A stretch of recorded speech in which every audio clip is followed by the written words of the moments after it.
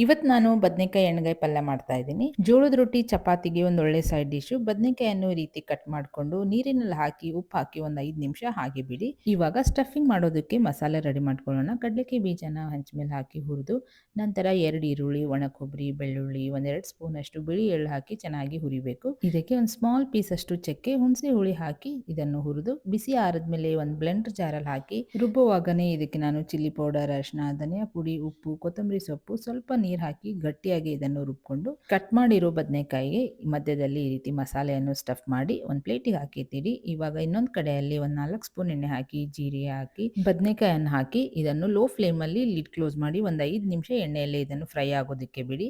ಬದನೆಕಾಯಿ ಎಲ್ಲ ಚೆನ್ನಾಗಿ ಸಾಫ್ಟ್ ಆದಮೇಲೆ ಉಳಿದಿರೋ ಮಸಾಲೆ ಕೂಡ ಇದಕ್ಕೆ ಹಾಕಿ, ಮಸಾಲೆ ಹಾಕಿದ್ಮೇಲೆ ಗಟ್ಟಿ ಅನ್ಸಿದ್ರೆ ಒಂದು ಸ್ವಲ್ಪ ನೀರು ಹಾಕಿ ಗ್ರೇವಿ ಕನ್ಸಿಸ್ಟೆನ್ಸಿನ ಅಡ್ಜಸ್ಟ್ ಮಾಡಿಕೊಂಡು ಒಂದು 5 ನಿಮಿಷ ಲಿಡ್ ಕ್ಲೋಸ್ ಮಾಡಿ ಬೇಯಿಸಿದ್ರೆ ಸೂಪರ್ ಟೇಸ್ಟಿಯಾದ ಬದನೆಕಾಯಿ ಎಣ್ಗಾಯಿ ಪಲ್ಯ ರೆಡಿ ಆಗುತ್ತೆ.